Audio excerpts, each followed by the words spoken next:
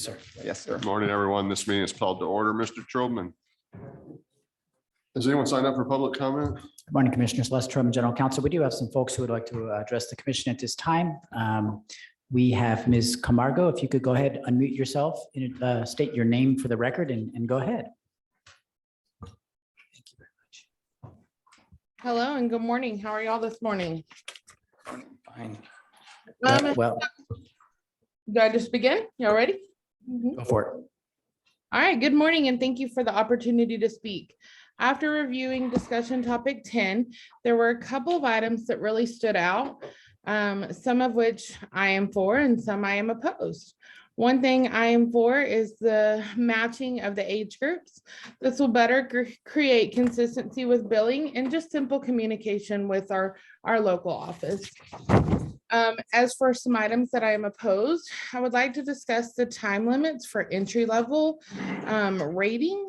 For a new school, this is not feasible. With a new school having to wait 12 months before starting the TRS process, the time frame proposed only gives these schools 6 months to become certified. This is setting unrealistic expectations for new providers. Yes, they do have the additional 6 months. However, during which time they will be unable to accept any new CCS children. Not being able to accept any new CCS children is hard on an established provider, much less any new one. We are all for growing the quality of care throughout Texas. However, if providers are limited to be able to accept new children, yet are expected to prepare fully for a TRS assessment with no startup funding, funding in general would be very limited, which would make it impractical for a provider to prepare for a successful assessment. Again, I do appreciate this time to speak and voice concerns and address as needed. Thank you. Thank you. Brooks Jones.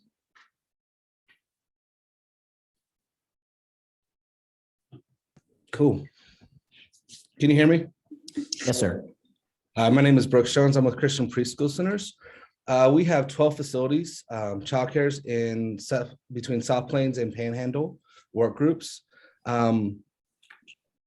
I'd like to make the comment on the policy concept changes that have been placed on agenda item number 10. We see lots of positive from this agenda item, but I won't be able to get to all those. But some of the things I'd like to get to are on page 3, which is the eligibility considered for entry-level star, lines 26 through 28. One of the ways that we see the technical assistance given is through a SIA. A SIA is a negative aspect to a provider and can cause them to lose their TRS star level. And so we do want to make sure that when this is getting implemented and in place, that it's done more so on the mentor side, but there's also concerns there. With the TRS mentors becoming consolidated under one government entity or governing maybe contractor entity out of Austin or wherever, that transparency and those relationships that's built with them are going to be harder to found. And so we're just kind of concerned about that a SIA might be given, which is assessment versus actually mentoring and working with a facility to get them to those standards that is being asked of them. Also on page 3, line 10, the adoption of current basic requirements for pre-star. It pretty much how I read that was we're just adopting what was already approved last year about this time for the pre-star. We have lots of concerns with already the pre-star stuff. And so the current adoption of it, again, just makes us more concerned with that. It just sounds like a blanket adoption versus going through it. Now, one of the things that is brought out in this is the scoring of the entry level and how they can get there. We believe that was very well heard from the providers and from TWC, and that is a reasonable number of the 75 points system and the 5 and 3. We're glad to see that they did listen to feedback and go through those. That was very exciting to see on this side. But there are still some things with the pre-star. So the blanket adoption exposure of the pre-star is concerning for us. We just would like to have open comment or do something on that. On page 4, with the time limits for entry to the level Rising Star, as Ms. Camargo has spoken, we are very concerned with that. It sounds like a long time, 24 months, but in reality, you're not even able to request to be on the TRS program certification until the 12-month mark. So in reality, you're only getting, that's why we see that we're only getting 6 months to get on the TRS mark. And that's concerning for us because we personally have experienced that to get onto TRS between 4 and 9 months to get onto the program. And so due to not even the provider's availability to do it and the exemptions of extensions not there to produce that, we do see that this is a very big detriment to our providers and to our sustainability, because we're going to get punished at the 18-month mark because we get on the TRS, which might be out of our control. It just doesn't leave any leeway. And so there's a whole lot of ways that we could do that. We could do, we could, as a TRS, if we want to get on it, we could do 6 months after having the contract with TWC, or maybe not just do a total 24 months without the loss of losing the children for new parents and so forth. So just kind of, it's like you're cutting our legs out from under us before we even get started. And so it's really negative for us to go into a new area that needs support for children that are in this demographic. It's not going to require, it's going to prevent lots of schools from wanting to go into these areas. So it's just the barrier of entry is becoming harder. And so we'd just like to see that change. It's 36 months for a reason. So working to get, maybe 12 months and then a 6 month after that, after the 12 months, or there's just lots there. Anyways, and then on page 5, Texas are losing certification. So this is if the facility has lost their certification with TRS. And so one citation can help you potentially get you on this track. I think they've done a decent job coming up with an idea of how to get you off this track. But the 2-star facility, which most facilities will come into as a 2-star requisite, if they get 1 citation or 2 citations, they are no longer a TRS and they're going back to the entry level. Now, you might as well sign their business to close because they can't accept new CCS families for 12 months. Again, this is an unrealistic time because you're not even able to request to be in the TRS program for at least 6 to 9 months after the citations or the loss of the star level. So again, it sounds like a long time, but in reality, the other requirements there are going to push this over where it's not realistic for providers to get. So 2 stars are the ones at most at jeopardy. A 3-star, they have the ability from the 3-star to the 2-star, then to the pre-level. So the higher the stars, the better you are. But I do believe that this is going to be detrimental to many facilities in our area. And the last thing I have is on page 13, issue number 9, automation of attendance. I do believe I would really like to see a work group formed on this that includes providers versus just the TWC staff, because the last implementation was very hard on implementation for providers. I've been around long enough that I know how that implementation went and how it changed throughout the years. I'd like to see providers have some voice on that automation and procurement process of a new assessment to gain access and attendance for families and facilities. And so those are the things that I'd like to bring to the table. Thank you. Thank you. Sahara Solis. Can you hear me? Yes, ma'am. Okay, my name is Sahara Solis. I am with Christian Preschool Centers. I am wanting to discuss the topics, discussion topic 10.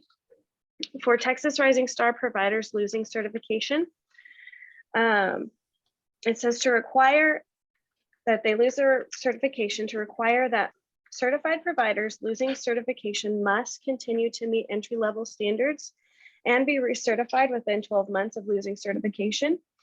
Now, in the TRS guidelines, you are not able to even reapply or be eligible for this until 6 months prior or after losing your certification. So it really only gives us 6 months to get recertified. This is an unrealistic timeline, especially right now, given the limited resources that the assessors and TRS have.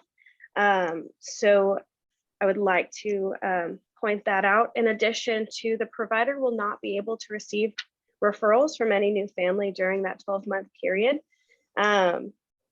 This is going to take a toll on not just our facilities, but also our community and our families who are applying and looking for those resources that CCS is providing them.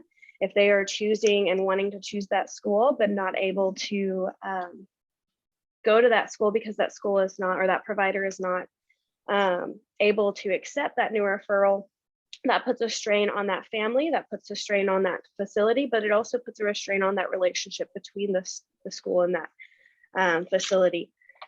In addition to that, like Mr. Jones said, it puts a financial strain on that and that provider, and that could potentially cause issues with their livelihood and shutting that school's door. That could also cause strain between the relationship between TRS and new providers or current providers. So my proposal or my suggestion with this is, as a provider loses a certification, that they continue to receive referrals from new families, however, would not be eligible for enhanced reimbursement as they would be on the entry level. Thank you so much. Thank you. And finally, Cassie Willis. Good morning. Can you hear me? Yes, we can. All right. Thank you so much. Good morning, Chairman Daniel, Commissioner Alvarez, and Demerson, and Mr. Cerna. My name is Cassie Willis, as you said. I am the director and owner of Willis Early Learning Center in Garland, and we provide high quality learning environment for children from birth to 13 years and up if needed.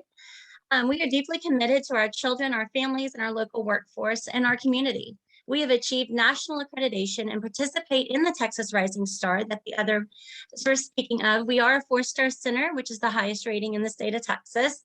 We are one of 55 centers in Garland.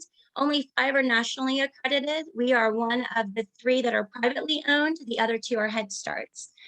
Thank you for this opportunity to speak today. I wanted to thank you all for your leadership and for strategically helping us in effective initiatives with TWC Child Care and Early Learning Division has implemented for all of us centers that have been struggling. Without the continued thoughtful support from the Texas Child Care would have collapsed during this pandemic. We would have not been able to make it without your help, and we appreciate that. Currently, one of our most significant challenges is the current state of our child care staffing crisis. Like many other industries, child care programs across the state are desperate to recruit and retain staff. Unlike many other industries, though, even including schools and Head Starts, child care is never closed at any point during the pandemic. We were clearly here and we were essential for the economy. We go to work so that parents can go to work. We are here daily to make sure that you guys are able to keep your jobs. So we want to make sure that we can give our staff jobs that they can keep and that they're paid fairly. Despite everything that our industry does, our childcare workforce receives very little benefits or perks. Between the lack of benefits and extremely low wages, finding and keeping staff is incredibly challenging. In fact, 86% of Texas childcare centers are experiencing staffing shortages at this time. Although most childcare providers are qualified for subsidies, we cannot receive these for most of our staff. They're all on waiting lists. It would be a lot easier time for us to be able to retain staff and be able to have better quality and be able to accept more children if our own staff was able to have childcare. For us personally, we do have 3 staff members that do not receive childcare subsidy. Our center alone does allow them to come for free until they get off the wait list and are able to get it. But on a mindset of that's 6 children that are coming to our center that we are not getting paid for at this time, which is not the way to run a business, but it's also the only way we're being able to get people to come to work. So we would really appreciate if you guys would help us with making it more essential for childcare industry employees to be able to get childcare subsidy dollars. One of the things that we believe that we are doing is providing this at a feasible amount for our staff so that they can in return come back and work harder for us. Thank you for your time. Thank you. Thank you. Let's move to agenda item 3. Good morning, Ms. Gonzalez. Good morning. I understand we have a case of continuing jurisdiction to consider on our agenda item 3. That is correct. We have one case under agenda item 3.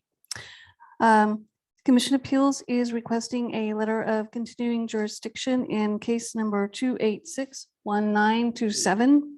This case was voted on docket 43 and a decision was mailed on November 2nd, 2021, holding that the employer's protest was timely filed and remanding the case to the appeal tribunal for testimony on the separation from work.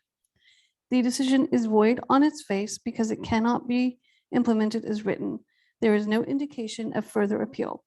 Therefore, Commission Appeals requests a letter of continuing jurisdiction so that appropriate action may be taken. Commissioner Dimmerson, Agree. Commissioner Alvarez, I agree. and Mr. Chairman. Agreed. Thank you. Let's now consider tax liability cases under agenda item 4. I believe we have one tax case on docket 51. That is correct. We have one case under agenda item 4. It is TD 21-029-0921. Commissioner I Dimmerson, agree with staff recommendation. Commissioner Alvarez, I agree with staff's recommendation. Mr. Chairman. Agree with staff recommendation. Thank you. We have no fair housing cases under agenda item 5. That is correct. There are no fair housing cases under agenda item 5. Let's move to agenda item 6. We have no wage claim cases on docket 51 pulled for additional discussion. That is correct. There are no wage claim cases pulled for additional discussion on docket 51. However, there are cases that remain to be voted. You should have received the short form dissent list. I'll move we accept staff recommendations on the remaining wage claim cases on docket 51.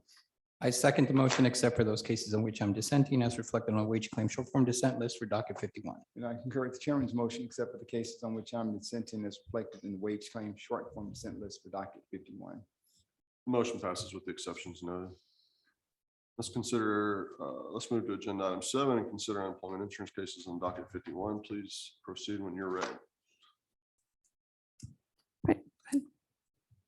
Case number 2501449, Commissioner Alvarez. The AT decision should be modified. Both parties agreed that the claimant's minor child had a serious medical condition that prevented her from continuing to work. The employer argued that the claimant did not request FMLA, but it is the employer's legal obligation to provide information and the required documents to complete when they have a reason to know that an employee may be eligible for FMLA. The employer failed to do so in this case. The claimant therefore was unaware of FMLA and that she could protect her job while she cared for her minor child. The claimant was separated due to medically verified illness condition of her minor child, and she should not be disqualified. Reverse the AT claimant had good cause for non-appearance at AT1. Claimant had good cause for non-appearance in AT2, no voluntary leave. We should modify the appeal tribunal decision. On a prior docket, the commission voted that the claimant established good cause for her non-appearances. Regarding the job separation, I have no doubt that the claimant's child had medical issues which required her care and attention. However, the claimant did not discuss the issue of FMLA leave with the employer prior to quitting.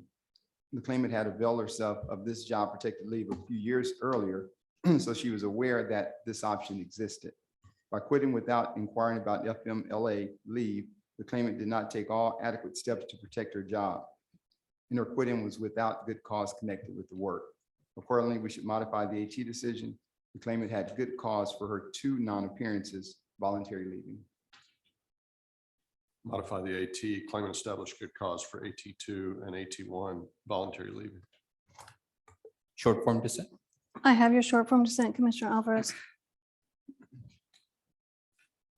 Case number 2681640, Commissioner Alvarez.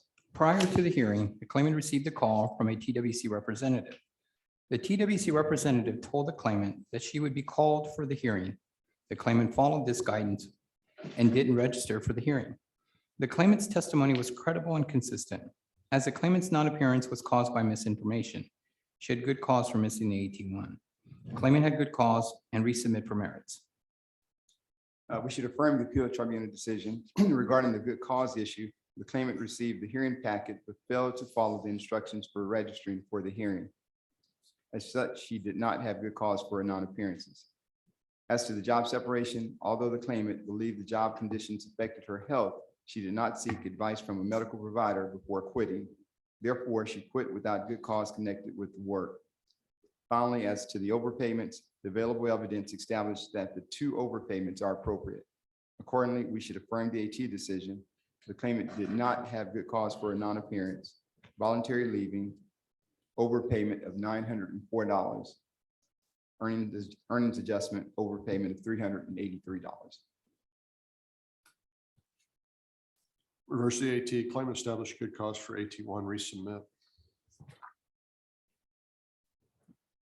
We will resubmit the case. Thank you. Case number 2698068, Commissioner Alvarez. The claimant presented credible testimony that she did not receive the AT decision until after the appeal deadline. Therefore, the claimant's commission appeal should be deemed timely. Regarding the backdating issue, the claimant was separated on March 22nd, 2020, but due to misinformation, she filed an initial claim dated July 5th, 2020. As the claimant's July 5th initial claim is within the automatic backdating period, her claim should be backdated to the date of her separation. Deem commission appeal timely and backdate initial claim to March 22nd, 2020. First, I agree that the claimant's appeal to the commission should be deemed timely. As to the backdating issue, the claimant filed her claim outside of the automatic backdating window. Thus, her case is to be considered on its own merit. The claimant delayed filing her claim simply because she was unaware that she could qualify for benefits. This reason does not constitute adequate cause to backdate her claim. Accordingly, we should deem the claimant's appeal timely and affirm the AT decision that denied the request to backdate. Timely commission appeal, affirm the AT, backdating denied, memo to investigate possible unreported earnings.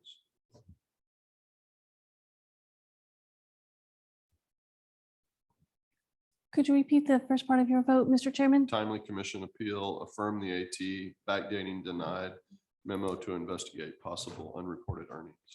Thank you. Short form dissent. I have your short form dissent, Commissioner Alvarez, Thank you. and we'll get that memo.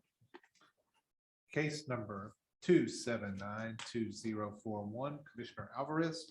The AT decision is not supportable. The claimant provided consistent firsthand testimony with respect to the final incident, denying that she actively participated in any verbal or physical altercation with a coworker, whereas the employer merely presented secondhand hearsay evidence. As the employer failed to carry its burden of providing, or burden of proving that the claimant was discharged for misconduct connected with the work, the claimant is entitled to benefits without disqualification. Reverse the AT, no misconduct, chargeback. We should affirm the appeal tribunal decision. The claimant and a coworker had a tumultuous relationship and both had been warned about their behavior. The claimant was specifically instructed to refrain from engaging with a coworker and to walk away if she felt provoked. Regarding the second incident described by the employer, which led to the claimant's discharge, the claimant admitted that a police officer intervened during the incident. Had the claimant heeded the employer's warning and walked away from the situation, it is highly unlikely that a police officer would have felt the need to step in. Thus, because the weight of the evidence established that the claimant engaged in another altercation with a coworker after warning, the claimant mismanaged her position of employment. We should affirm the AT decision, misconduct, no chargeback. Affirm the AT, misconduct, no chargeback. Short form dissent. I have your short form dissent, Commissioner Alvarez. Case number 2808460, Commissioner Dimerson. We should reverse the AT decision. The employer had a zero tolerance policy for threatening conduct at the workplace. The claimant was discharged for making a specified threat against another coworker. The claimant had acknowledged the employer's policy handbook and furthermore admitted in his testimony that he had made the alleged threat. As the claimant was aware of the employer's policy against threats at the workplace and thereafter violated the policy by threatening a coworker, the claimant's conduct constituted misconduct connected with the work. Hence, we should reverse the AT decision. Misconduct, no chargeback, adequate employer response. The decision should be affirmed. The employer presented insufficient evidence of misconduct and the claimant should remain qualified for benefits. Affirm the AT, no misconduct chargeback. Affirm the AT, no misconduct chargeback. Short form dissent. I have your short form dissent, Commissioner Dimerson. Case number 2897420, Commissioner Alvarez. The AT decision is not supportable. The employer did not appear for the AT hearing, and the prior information from the employer was vague and generalized. The claimant has consistently held that her lower client participation hours was a result of the employer's decision to move client appointments to teleconference due to the pandemic. Clients were frequently no-shows for their appointments, and the claimant had no power to make them participate in the video conferences. The claimant's decline in performance was clearly the result of factors beyond her control, and her discharge were for reasons that did not constitute misconduct connected with the work. Reverse the AT, no misconduct, tax governmental employer charged. We should affirm the appeal tribunal decision. The claimant was aware of the employer's policy, which required its employees to complete the requisite client treatment hours. The claimant, through the course of her employment, had received various warnings, write-ups, and formal notices about her failure to meet the necessary hours. Although the claimant alleged that the effects of COVID-19 rendered her unable to meet her hours, this argument is unpersuasive. The claimant provided sworn testimony that during the pandemic, she would meet her hours after she was warned by the employer. Since the claimant failed to properly perform her job after she was repeatedly warned about her job performance, the claimant's conduct constituted misconduct connected with the work. Hence, we should affirm the AT decision. Misconduct, tax government to account. Affirm the AT, misconduct, taxed governmental employer. Short form dissent. I have your short form dissent, Commissioner Alvarez. Case number 2909438, Commissioner Alvarez. The claimant's appeal should be deemed timely. The claimant filed a change of address on the same day that the AT decision was issued. Pursuant to Commission Rule 32H, the claimant's appeal should be considered to have been perfected on the date of the address change. As the appeal was perfected within the applicable deadline, the appeal should be deemed timely and the case should be resubmitted on the merits. Agree with that. The claimant updated her address on the same date the decision was mailed to her. As such, the equivalent of a timely appeal was perfected. We should therefore find the claimant's appeal to the commission timely and resubmit for merits testimony.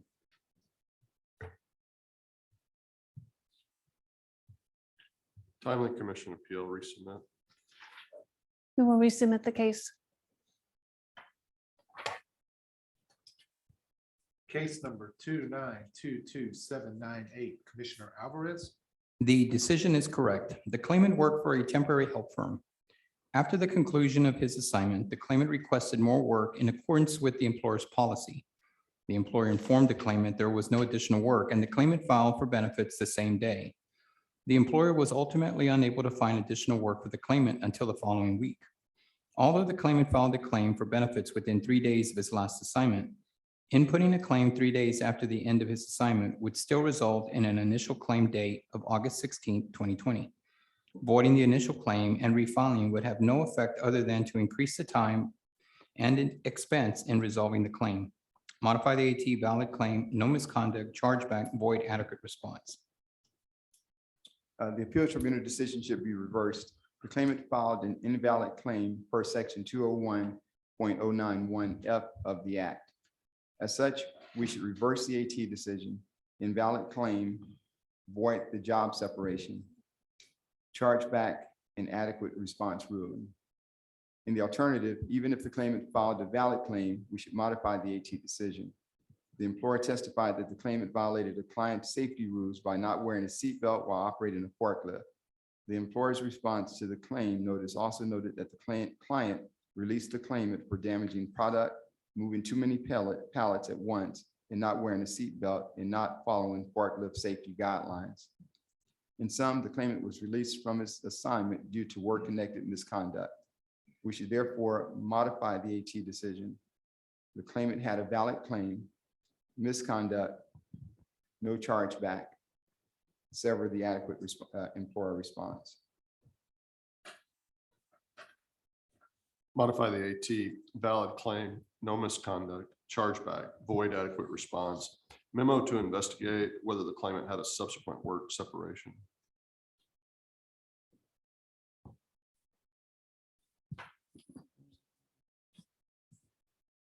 I would agree to that with the chairman's vote. Okay. Short form dissent. Thank you, Commissioner Dimerson. Commissioner Alvarez, I would agree to that with Oh. chairman. did I make sure I have it right?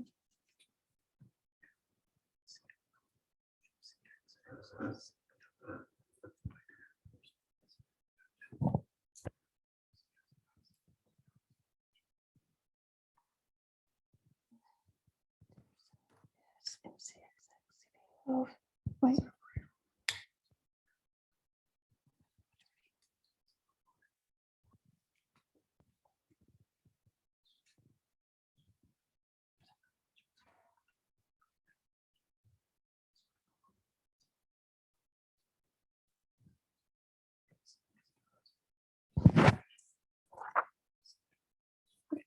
All right, just to clarify, I do have a majority vote of a valid claim, misconduct, no chargeback, sever adequate response. My vote is no misconduct, chargeback, void adequate response. Okay, thank you for the clarification, sir. All right. Commissioner Dimerson, did you wish to short form Yeah, dissent? short form dissent. All right. Thank you very much. I appreciate the clarification. Case number 2939659, Commissioner Alvarez. The claimant's final absence was due to an illness. The employer has not provided sufficient evidence to establish the claimant otherwise violated the employer's attendance policy. As the claimant's final absence was due to illness, the claimant is entitled to benefits and the employer's account should be protected from charge. Modify the AT, no misconduct, no chargeback, MBI. Okay, we should affirm the appeal tribunal decision. The claimant upon hire had acknowledged the employer's policy, which dictated that 3 unexcused absences could result in termination of employment. The claimant, throughout the course of his employment, had received multiple written warnings for his attendance. After he was provided with warnings, the claimant continued to accrue unexcused absences for a variety of reasons. Since the claimant was aware of the employer's policy, but continued to accumulate absences in violation of the policy, the claimant's conduct constituted misconduct connected with the work. Hence, we should affirm the AT decision, misconduct, no chargeback. In the alternative, we should modify the appeal tribunal decision. Since the available evidence supports a finding that the claimant's separation was a result of a medically verifiable illness, we should modify the AT decision, no misconduct, no chargeback, MBI. Affirm the AT, misconduct, no chargeback. I would agree with Commissioner Dimerson to modify no misconduct, no chargeback, MBI. Now I'm going to agree with the chairman's vote. Just to clarify, Commissioner Dimerson, your primary vote is misconduct, no chargeback. Is that correct? That's correct. All right. So that is a majority vote, Commissioner Yes, ma'am. Alvarez. Short form dissent. Okay, thank you very much.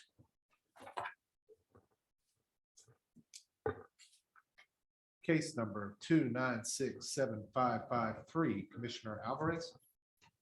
The AT decision on the timeliness should be reversed. The claimant attempted to submit his appeal online on September 13, 2021. The last day to file a timely appeal, but it would not go through.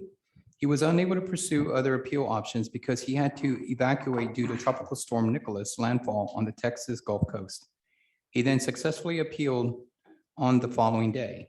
The claimant's late appeal was due to technological problems and a natural disaster, both of which were outside the claimant's control. His appeal should be deemed timely. Timely claimant appeal and resubmit on the merits. The appeal tribunal decision should be affirmed. The claimant filed his appeal beyond the applicable deadline to do so. In addition, the claimant has not presented credible and persuasive evidence of an earlier timely appeal. Accordingly, his appeal should be dismissed as late. We should therefore affirm the AT decision, untimely claimant appeal, and leave the underlying decision in full force and effect. Voluntary leaving, no chargeback. Reverse the AT, timely claimant appeal, resubmit. We will resubmit the case. Case number 2967836, Commissioner Dimerson. We should affirm the AT decision. The claimant, while on her assigned work shift, interfered with the police arrest and thereafter became highly confrontational with peace officers. The employer's policy prohibited willful and improper actions which were detrimental to the employer.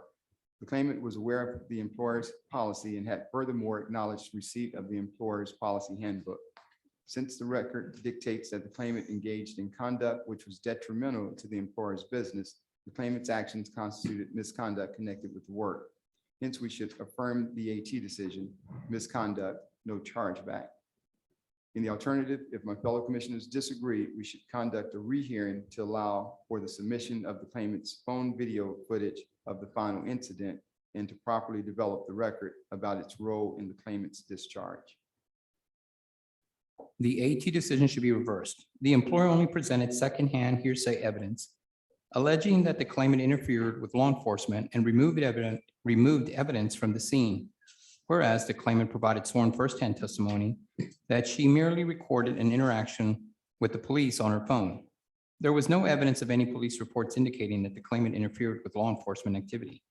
Because the claimant's firsthand testimony carries more weight than the employer's secondhand hearsay testimony, the evidence was insufficient to establish that the claimant was discharged for misconduct connected with the work. Reverse the AT, no misconduct, chargeback. Reverse the AT, no misconduct, chargeback. Short form dissent. I have your short form dissent, Commissioner Dimerson. Case number 2972955, Commissioner Alvarez. The decision is not supportable. The claimant was discharged for posting on social media that she was looking for a new job. The employer has not alleged that the claimant's actions violated any policy. The employer clearly expressed to the claimant that she was discharged when he informed her it wasn't working out. Reverse the AT, no misconduct, chargeback, void adequate response. The appeal tribunal decision should be modified. The job separation in this case is best identified as a voluntary resignation without work-connected good cause. The claimant made a social media post which expressed her desire to seek other employment. When the employer confronted the claimant about the post, the employer stated it wasn't working out, to which the claimant agreed and left. The employer stated that the claimant's job was still available, that the claimant was not instructed to leave, nor was she told she was fired. The employer further stated that it was not terminating the claimant when the conversation took place.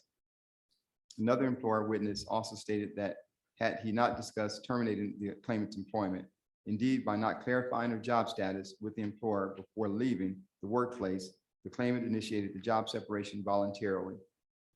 In addition, since the claimant neither established that working conditions were intolerable or that she provided the employer an adequate opportunity to remedy her concerns, she resigned without work-connected good cause. We should therefore modify the AT decision, voluntary leaving, no chargeback, sever adequate employer response. Modify the AT, voluntary leaving, no chargeback, sever adequate response. Short form dissent. I have your short form dissent, Commissioner Alvarez. Case number 2978697, Commissioner Alvarez. The record in this case was very poorly developed. No details were taken at the AT hearing as to how late the claimant allegedly was. The AT merely asked general questions to the claimant regarding his attendance without specifically asking him any questions regarding the alleged final incident. Due to the AT's failure to develop an adequate record, the case should be reheard. We should affirm the appeal tribunal decision. The claimant had received various write-ups for unexcused absences and tardiness at the workplace.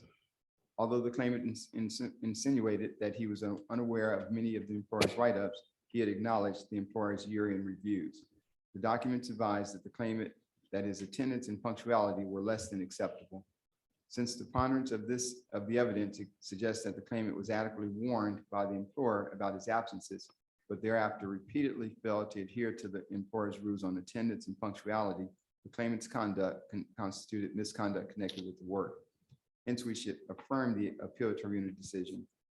Misconduct, no chargeback. The record here is inadequate to support the disqualification. We're here to develop the record on the final incident. We will rehear the case. Case number 2986800, Commissioner Dimerson. The appeal tribunal decision should be reversed. The claimant was discharged due to poor job performance. As the only party to make an appearance at the appeal hearing, the employer's testimony should be given the greatest amount of weight. The employer explained that the claimant was tasked with responsibilities that were not being fulfilled.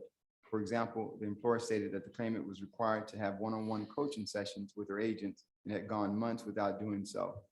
The employer also stated that by the end of January 2021, the claimant had not done her deliverables, met her team, done any QA quality assurance, and had not done any coaching actions for her team, which resulted in a final warning. Despite being told what the claimant needed to do to retain her job, the claimant failed to complete the requisite number of evaluations and was discharged.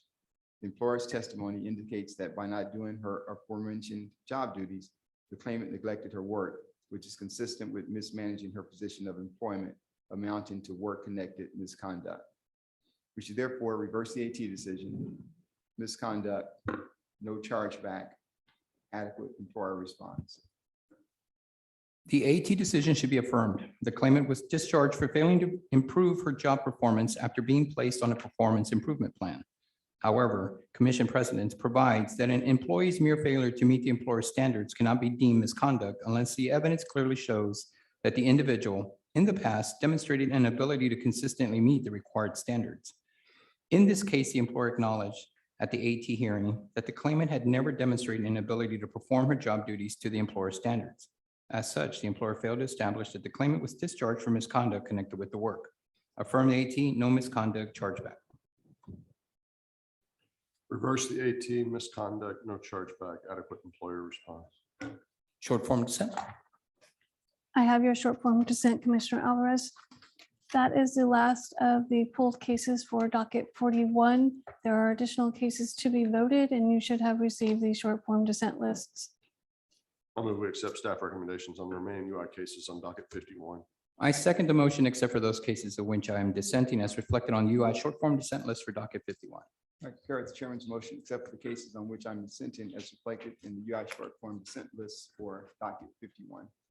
Motion passes with the exceptions noted. Thank you. Well, thank you. Happy holidays to everyone. Merry Christmas. Good job. This brings us to the end of agenda items 3 through 7. We'll be back in 90 seconds for the rest of the meeting.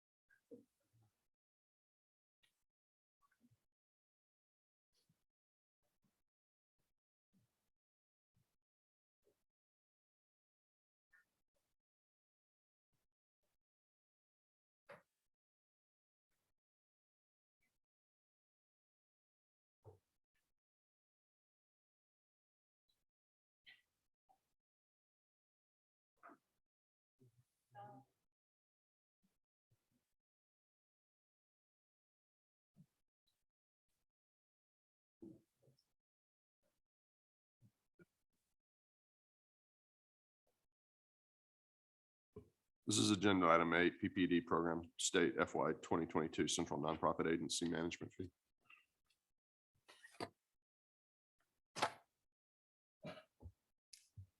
Good morning, Commissioners. Mr. Serna, Juan Garcia with the Voc Rehab Division. The Texas Workforce Commission administers the Purchasing from People with Disabilities Program.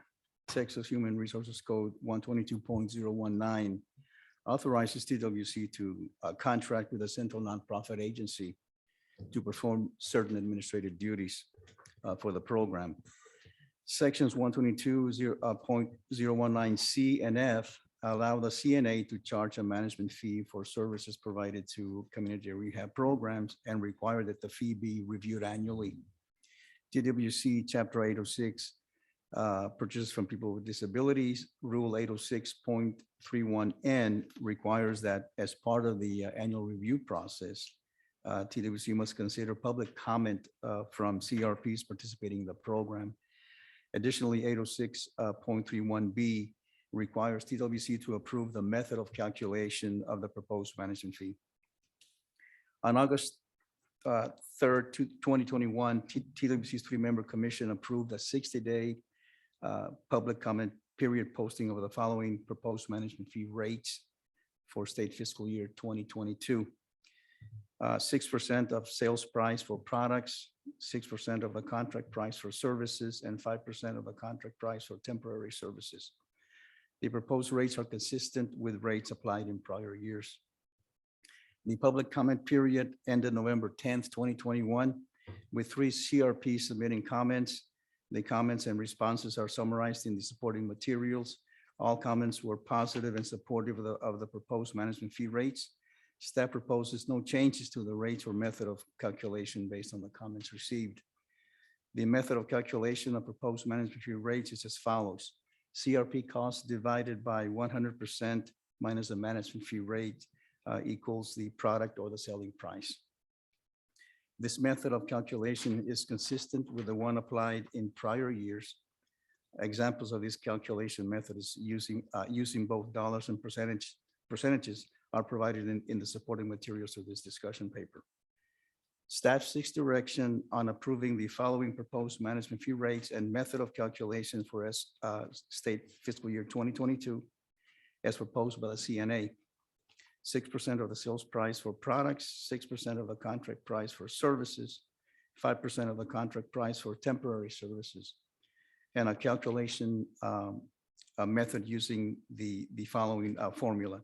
CRP costs divided by 100% minus the management fee to equal the product or selling a service selling price. With that, I can answer any questions you might have. Questions or comments? None here, Chairman. Do we have a motion?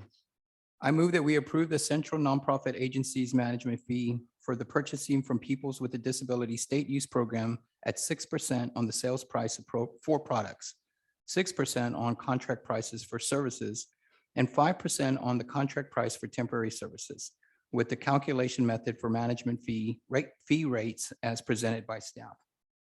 Second. Thank you. It's been moved and seconded. Motion passes.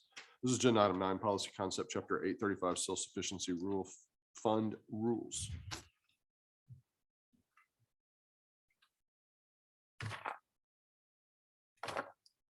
Good morning, Chairman Daniel, Commissioner Alvarez, Commissioner Demerson, and Mr. Cerna.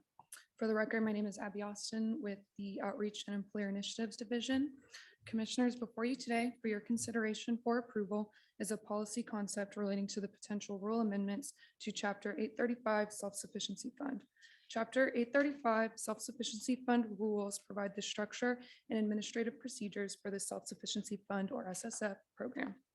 In 2021, the 87th Texas Legislature passed Senate Bill 770, which amended Texas Labor Code 309.002A to specify eligibility as individuals who are identified by the Commission as being low income or at risk of becoming dependent on public assistance benefits. The purpose for this policy concept is to implement that change. In order to implement Senate Bill 770, staff has identified the need to define low income and include the federal Temporary Assistance for Needy Families or TANF low income guidelines to define low income. The 4-year rule review required by Texas Government Code 2001.039 is due in 2022. Staff will review the rules to ensure that they align with current program processes and procedures.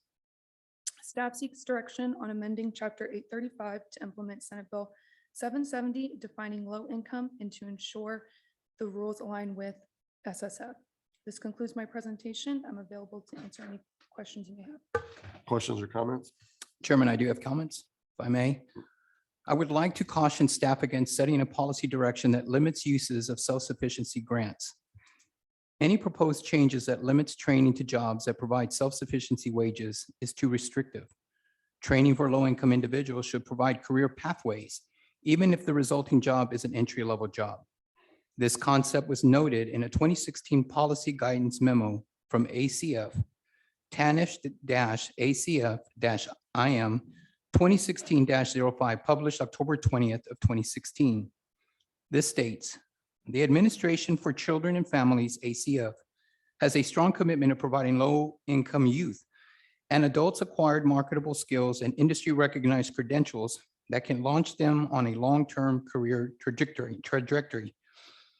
Career pathways do just that. A career pathway provides access to interconnected education programs and support services for students and workers to help them advance in their chosen careers path to jobs with family-sustaining wages. For TANF recipients, participating in a career pathway can help pave the way towards economic security, even if the starting point is an entry-level job. We have plenty of examples where entry-level training has placed a participant onto a career trajectory, such as OSHA 10 and NCCER training. Or on a recent 2019 example of an individual who, upon release from prison, entered basic training with CLC in Fort Worth, obtained a level 1 welder job paying $13 per hour, but has now progressed to a level 3 welder making $22 per hour. By the way, this graduate has regained custody of his child and purchased a home. Any rule change should allow for entry-level training that is part of a career pathway. Those are my comments. Additional comments or questions? No comments. Well, a comment. It's my understanding that what we're, the rules that are being placed are put up for adoption or for public comments on is really expanding the eligibility requirements for the self-sufficiency fund program. It's providing more opportunities for more individuals is the way that I understand it. Yes, I believe that's the intent. I know with TANF stipulations for funding, we cannot expand eligibility past having a dependent child. So eligibility, you still have to be a dependent child or have a dependent child. So you still would have to have a dependent child there. Okay. Okay. Thank you.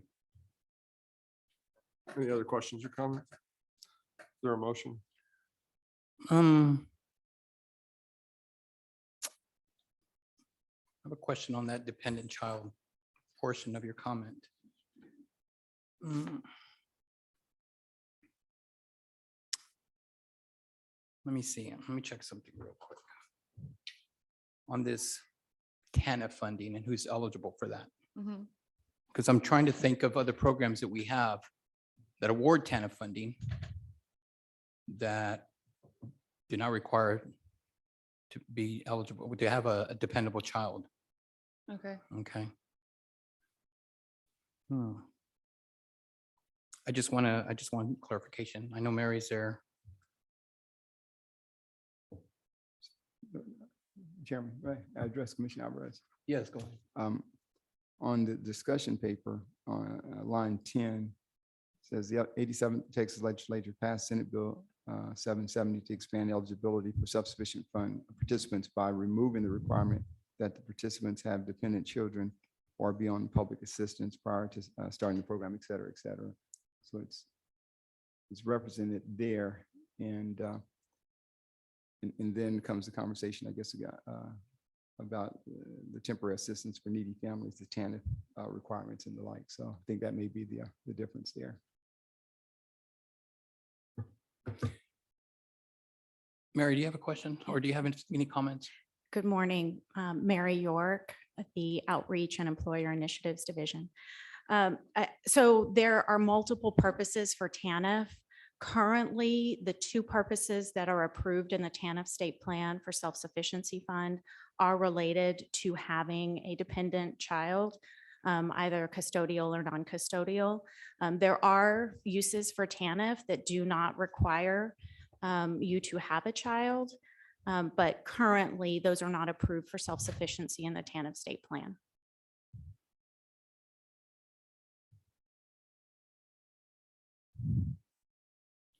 So these changes to the rules to the Texas Administrative Code related to self-sufficiency would bring us into compliance with SB 770, as well as operate according to the current approved TANF state plan.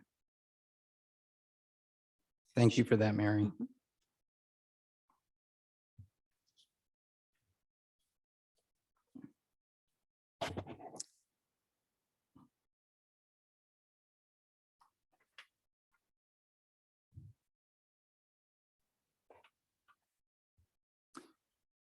Again, I think my comments were clear that I understand the challenges that we have with self-sufficiency. And I know at the end of the day, we want to make sure that folks make good wages, right?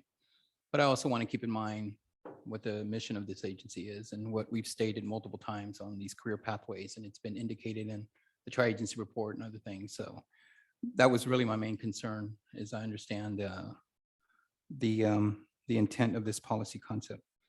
So with the explanation you gave, Ms. Austin, and with Mary's clarification, I'm okay with that. No further comments. Is there a motion? Yes, Chairman. I move that we post a policy concept onto website for informal comment period, but should instruct staff to review the reference memo from ACF regarding career pathways for TANF self-sufficiency participants and incorporate any changes in the draft rules. Second. It's been moved and seconded. Motion carries.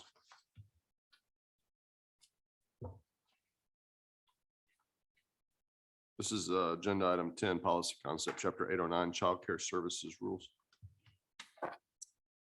Good morning, Chairman, Commissioners, Mr. Cerna. For the record, Allison Wilson with the Child Care and Early Learning Division. Commissioners, before you today for your consideration is a policy concept relating to potential rule amendments to Chapter 809 Child Care Services. The 87th Texas Legislature regular session enacted several bills related to TWC's child care program that require amendments to Chapter 809.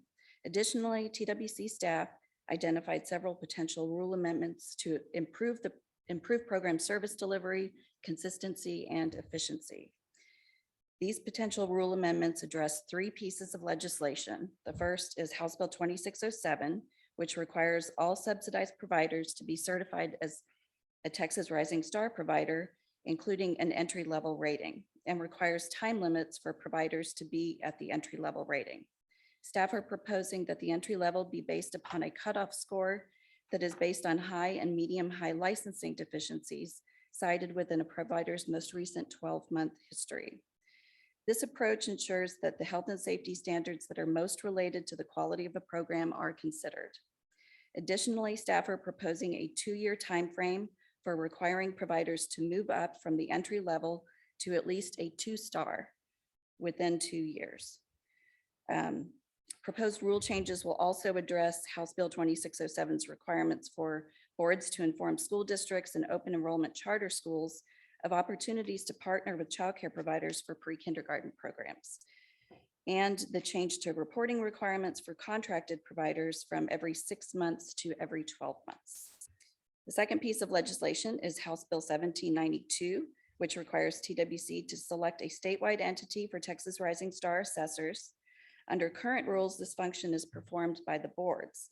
Proposed rule changes will align with the structural changes required by House Bill 1792.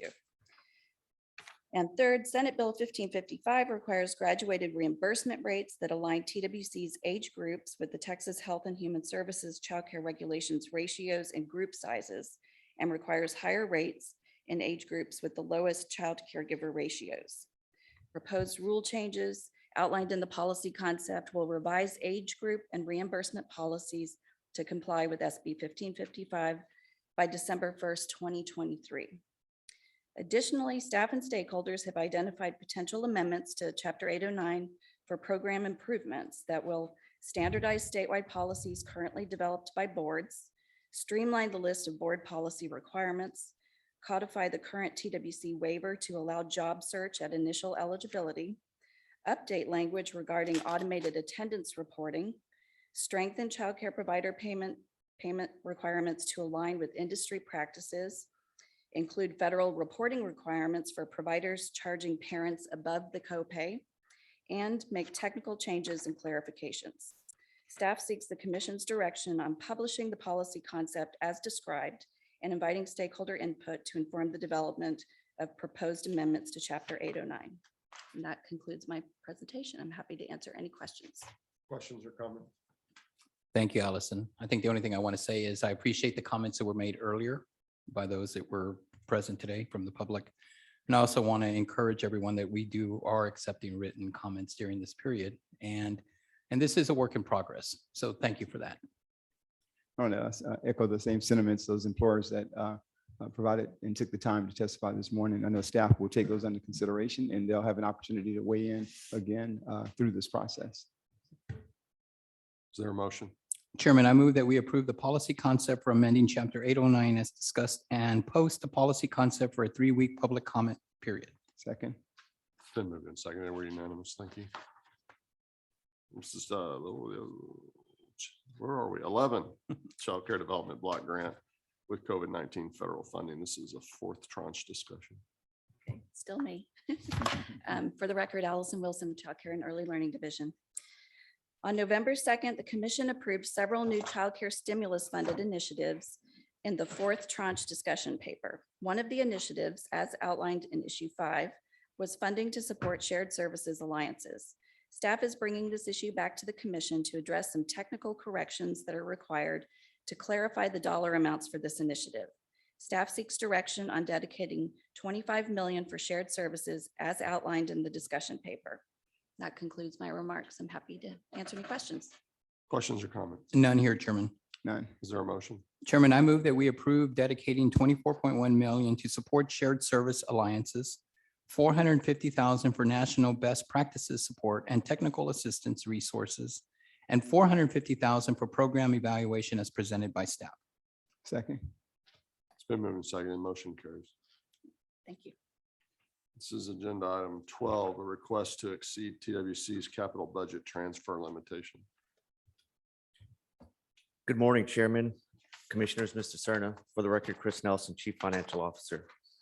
TWC was appropriated $5,549,568 in 2022 capital budget authority for the repair and rehab of buildings. Due to unexpected repairs needed in its McAllen UI Center, HVAC repairs affecting the living quarters at the Chris Cole Rehabilitation Center, and drain pipe and HVAC repairs at the Fort Worth UI Telecenter, TWC would need an additional $2,354,535 to begin these repairs. TWC has authority to increase its base appropriation by 25% or up to $6,936,960 without approval of the LBB or the Office of the Governor. This request to exceed by an additional $2.4 million needs to be approved by TWC's commission in the case of TWC prior to submitting to LBB and the Governor. In your materials is a draft letter of TWC's request to exceed its capital budget authority. And this morning, I'm seeking the commission of the approval to submit this request. That concludes my comments, and I'll be happy to answer any questions. Questions or comments? None here, Chairman. None here. Is there a motion? Chairman, I move that we authorize staff to submit a request to the Office of the Governor and Legislative Budget Board to exceed our 2022 capital budget for repair and rehabilitation of buildings and facilities by $2,354,545 above its 25% statutorily permitted to increase a total appropriations of $9,291,501. Second. It's been moved and seconded. Motion carries. Thank you. This is agenda item 13, 2021 TWC annual report to the Governor and the legislature. We said we'd bring this back up this meeting, but I know staff is still diligently working through edits that they have.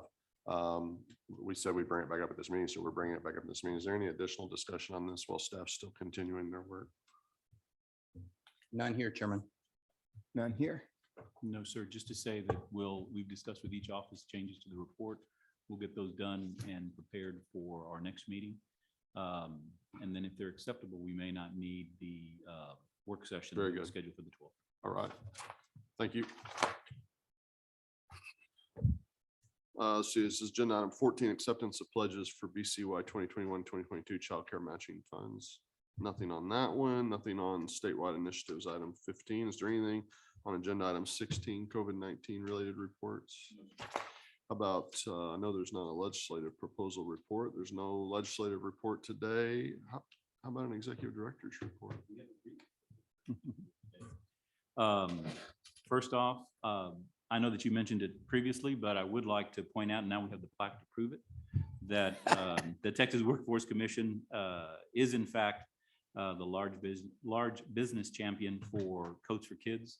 And I want to compliment our staff on their donations of coats, both new and gently used to the program. This is a program that we participate in on a regular basis, and we did very well this year, given that the majority of our staff are still remote working. So very, very pleased with that. That was headed by, the effort was headed by Kim Watson out of your office, Mr. Chairman. Second, we also had a very successful toy and gift raising campaign in support of children who are maybe just a little less fortunate than some of us. Again, our staff did really well in contributing significant amounts of gifts to those children, and we're very pleased with our staff's performance. And then the last thing that I'd like to do is express my wishes for a very Merry Christmas and a Happy New Year to the three of you in your offices, but especially to the TWC staff for a very year very well done, given all the challenges that we had, and we'll look forward to 22, maybe not being as challenging, but we'll keep our fingers crossed and still address whatever comes up like we normally do. Nothing else to report. Thank you, Mr. Cerner. I appreciate you fact checking me by bringing the plaque to the meeting so we could talk about this one more time. And I do appreciate TWC employees. You know, we put the collection boxes by the elevators in this building, a couple other buildings. The generosity of the TWC group is impressive, and for all the businesses that participated in Coats for Kids, for us to be the winner in terms of donations, it really just speaks to the generosity of our folks. We are kind of a people helping agency, so it's not shocking to me that there's this spirit of helping others here. I mean, that's the essence of what we do. But at a time of year when things are incredibly busy and people have demands placed on them from their own families, from their work, et cetera, to think of others at a time like that, it just really increases my pride in getting to be a part of the Workforce Commission and all the folks that are here. And Kim spearheads it, but and does a great job. And she's very active in that, but it doesn't really happen unless everybody participates. And so thank you from me as well to doing that. And then I'll echo Mr. Cerna's wishes for a Merry Christmas and a Happy New Year, and a less eventful 2022, unless it's events we like, and then we'll take those anytime we can get them. Is there any other order of business come before the commission? I would agree with your comments, Chairman.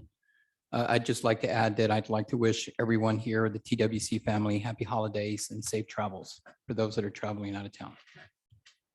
Again, Merry Christmas to all. And also, Kim, in regards to the coats, I remember seeing the boxes that were out there and thinking, wow, we're not at the office. So to hear that we really jumped in, that's real good, because I was worried about that kind of concern because we didn't have a lot of folks here. And so thank you for the work there. And then I think Jennifer, at least that's one name that I know with the gifts for the foster kids and those that are less fortunate. We had an opportunity to participate in that. So thank you, Ed, for the team jumping in to provide services for others. So let's have a great 2022.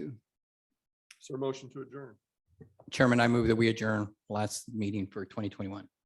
Second that motion. I think we're unanimous. We'll see y'all in 2022.